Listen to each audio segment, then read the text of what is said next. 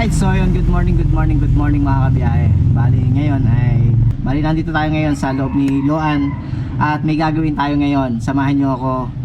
Bali may makeover lang tayong gagawin kay Loan ngayon mga kabiyahe. So samahan nyo ako at ito yung unti-unting pagbabago ni Loan. So una, siguro maano nyo na yung aking upuan ay bali ito pa yung original na ano niya na upuan, kaya lang nagkakaroon na siya ng sugat. Ito malapit na to ano, gawa ng may bakal dito tsaka dito ay malapit na siyang baka mapilas na. Kaya ngayon ay naghanap ako sa marketplace ng seat cover na leather, at yun naman buti may nakita tayo at may nagbenta ng medyo mura na leather na seat cover mga kabiyahe, at ilalagay natin ngayon kay Loan. So samahan nyo ako at gawin natin ng makeover ni Loan. Tara, let's go. Hey. Bali unahin na natin dito sa unahan mga kabiyahe. Lagay muna natin sa likod.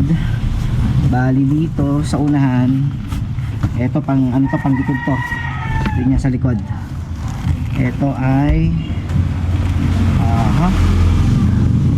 natin to panglikod din to sa upuan sa likod. So ito yung nabili nating ano, seat cover na leather mga kabiyahe. Ito ay dito yan, sa upuan dito yan. Ito, dito yan mga kabiyahe. So lalagay ko nung muna.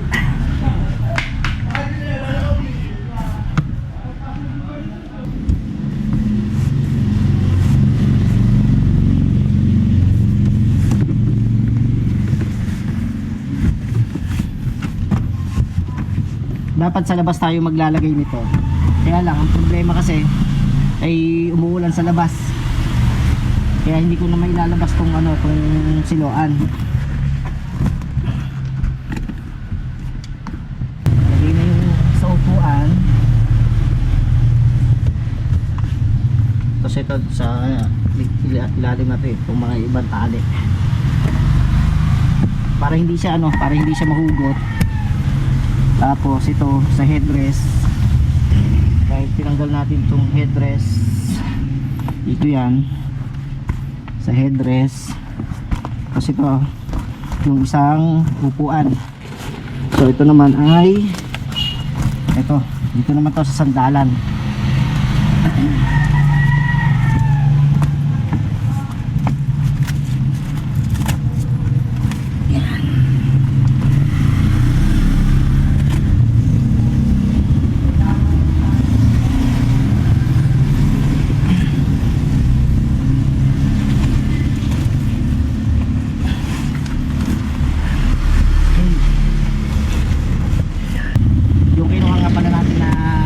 Ay pang B14 din, Nissan B14, Nissan Sentra. Kaya saktong sakto. Ganda ba mga kabiyahe? Tapos yung sa headrest niya, ito mamaya na natin ikakabit yung mga tali.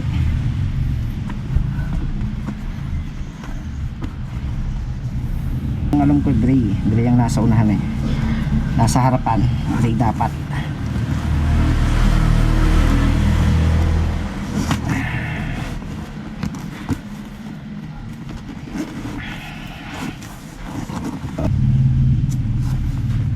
Pantay na yan, tsaka natin siya itatali.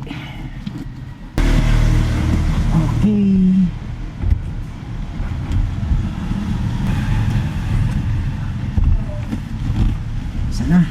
sana tayo. Tapos pag nasa likod na tayo, tsaka ko ilalagay yung mga tali sa likod.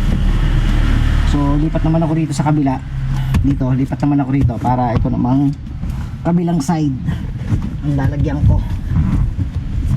Yan. So tanggalin din natin to.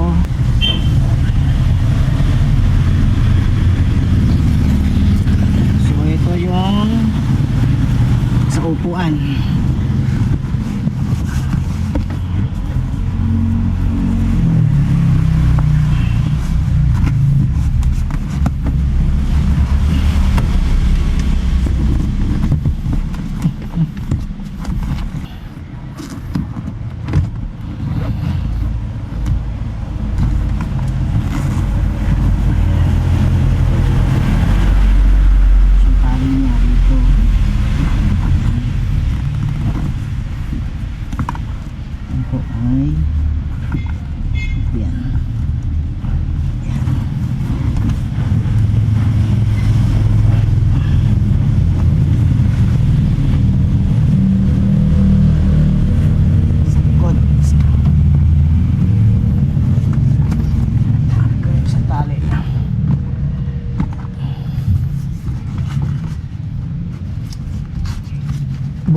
Buti nga halos kumpleto pa yung ano niya, yung tali. Halos kumpleto pa. Tsaka hindi siya putol-putol. Kasi syempre, asahan natin pagka yung second hand ay may mga may mga kulang na tali na, o kaya ay putol-putol yung tali. Kasi ito naman yung sa sandalan naman.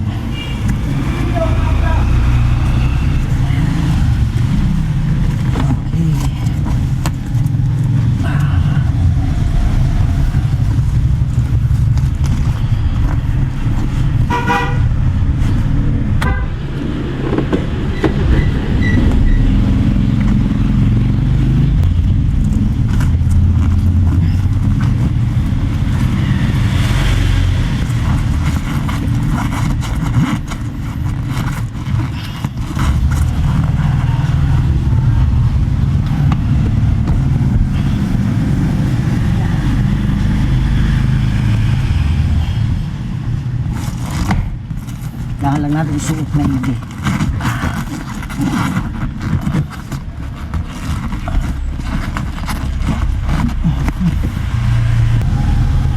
Ito naman tayo sa headrest.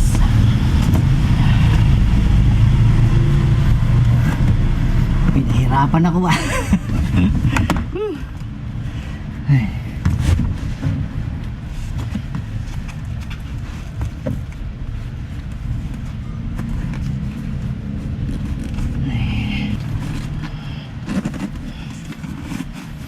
Alright.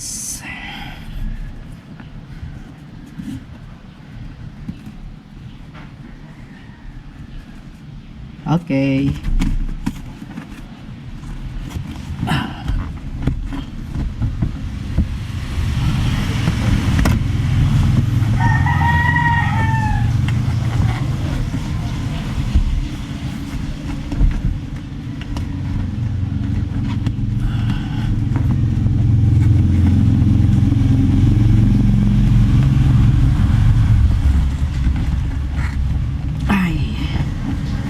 Dapat pala ganito, yan. Tama, dapat pala ganon. Ganon din natin itong isa. Tama ba yun mga kabiyahe? Isusuot yung maigi para ano ko, baka mapilas naman pero okay na, okay naman, goods. Nice.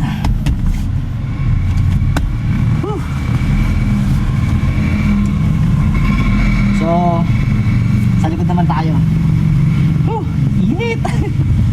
Ay. Doon tayo sa likod.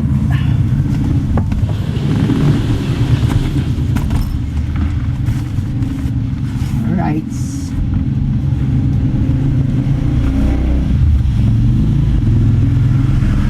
Ay, dito. Ayan.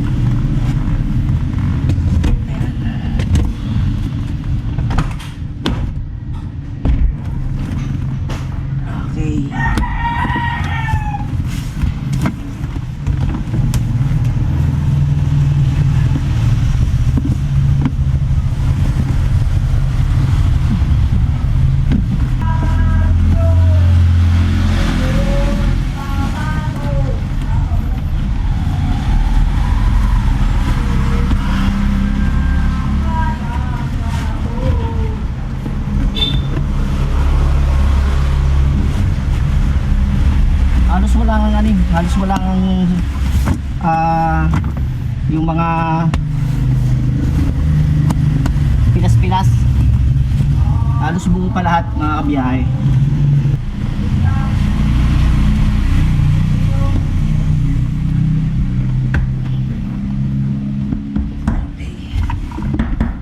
So kailangan nating tanggalin yung upuan para may suot natin yung ano, yung pang ilalim niya, para may tali na rin natin mga kabiyahe. So labas lang ako, tanggalin ko lang yung upuan.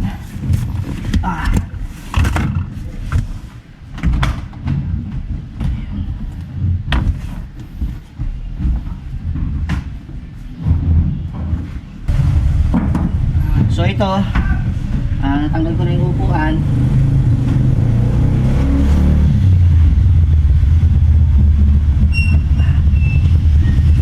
Lagay ko muna dito sa ibabaw.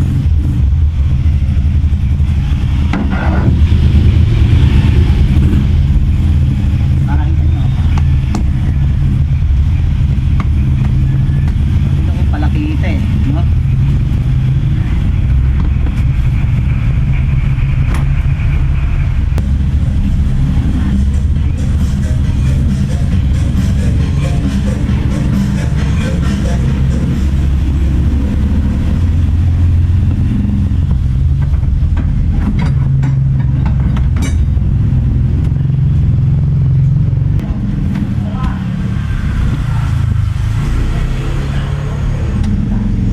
Tayo sa kabila mga kabiyahe.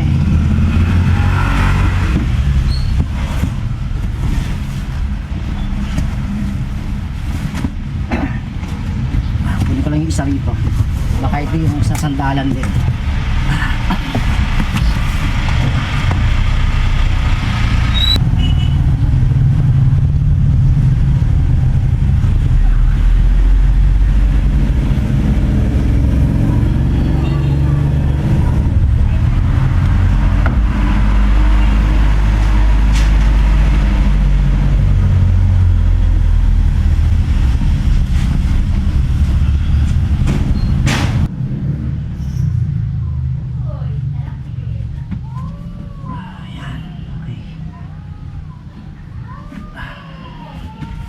Alright.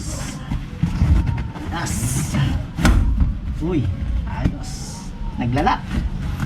Ang huli naman natin ay yung upuan mga kabiyahe.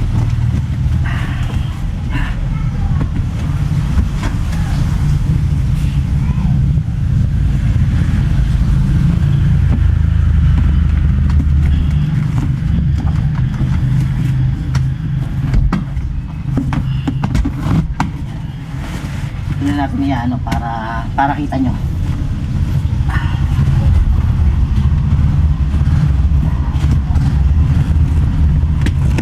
Yan. Pala gano'n no.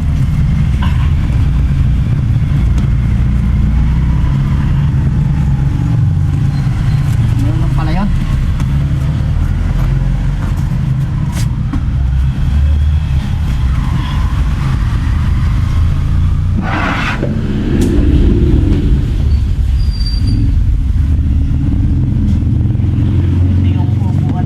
Na mahaba.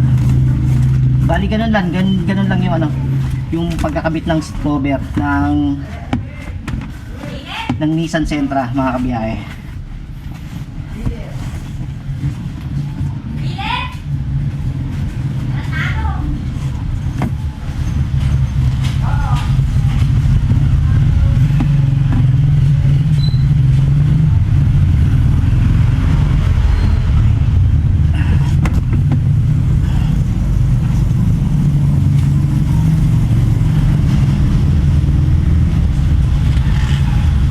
Napit.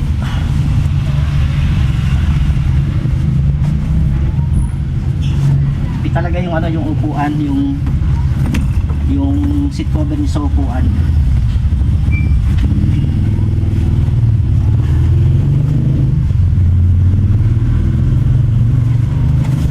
Ito ay sobra. Ayan.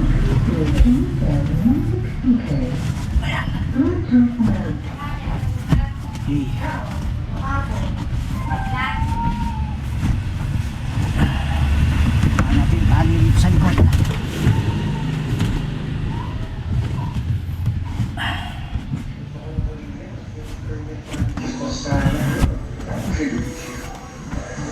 ito para dito. Yan. Ay, nagkasakay ba?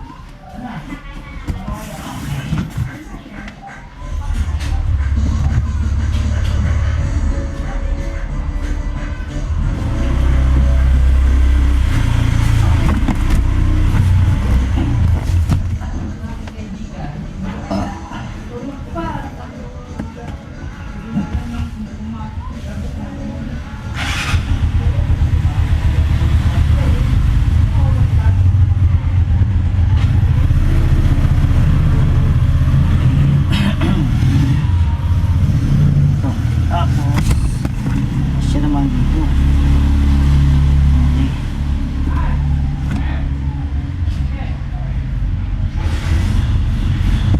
Alright. So, ganun lang yung paglalagay ng ng seat cover ng Nissan Sentra B40 mga kabiyahe. Gawa ng ito ay naano naman siya, naiiwalay naman siya mga kabiyahe. So, ikabit na natin to.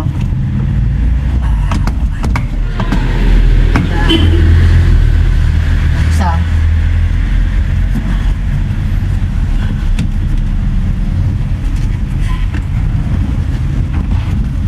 Okay. Ano ngayon? Sabi ko. Tarik mo lang.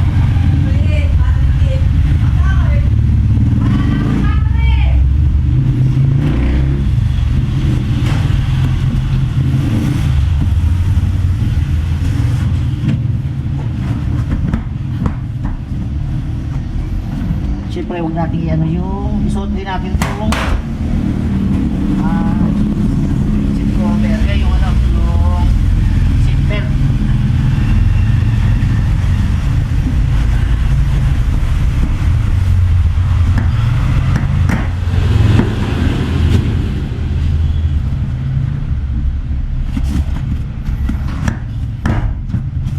Yan, nag-lock na. Isa naman ay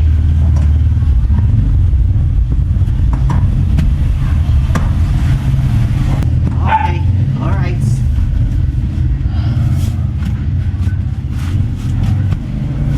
So ngayon naman mga kabiyahe ay tatali naman natin itong sa likod. Tatali naman natin itong sa likod.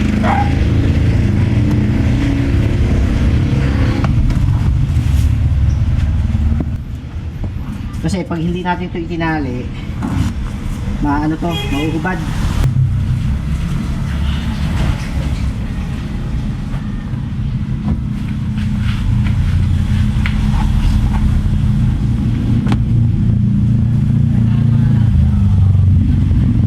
Ano ko lang yung mga tali dito sa ilalim. Para abot to sa dulo, no. Abutin ko lang sa kabila.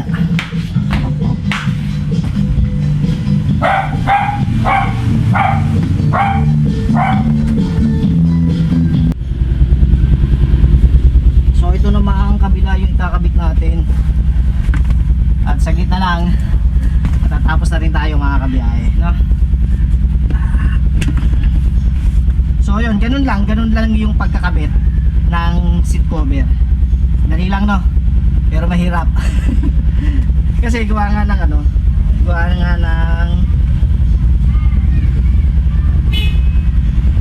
yung mga kasi sikip. Tapos tsaka ako dudukutin ulit yung nasa ilalim. Alright.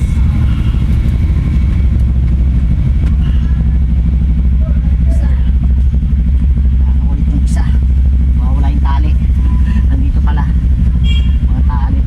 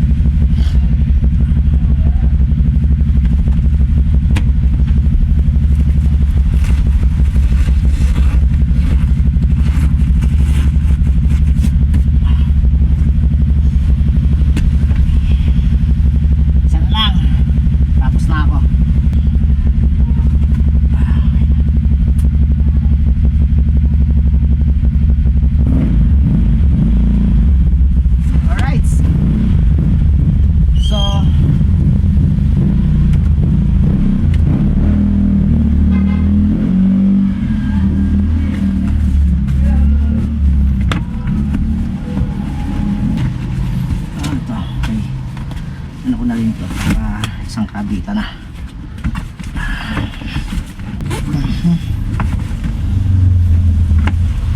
So ayun mga kabiyahe, naikabit na nga natin tong tong mga seat cover ni Loan.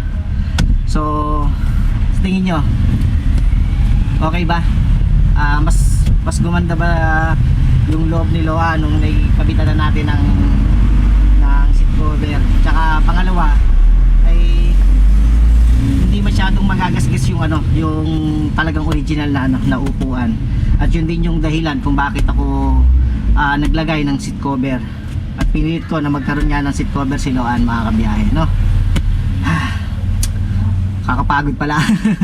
Alright. So let's go.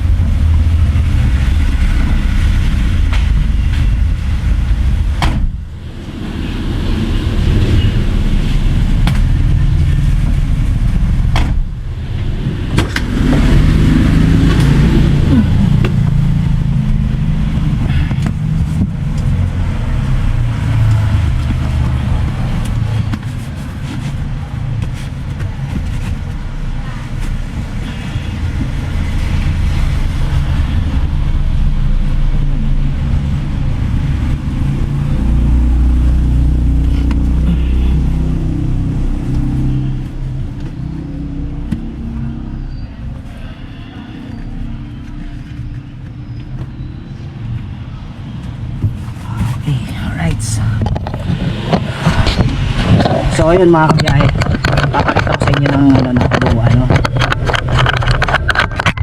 Alright.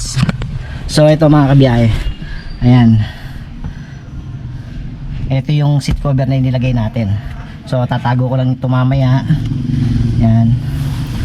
So medyo may mga pikas-pikas lang dahil sa lang ng katagalan. At ito sa likod naman, yan. Alright.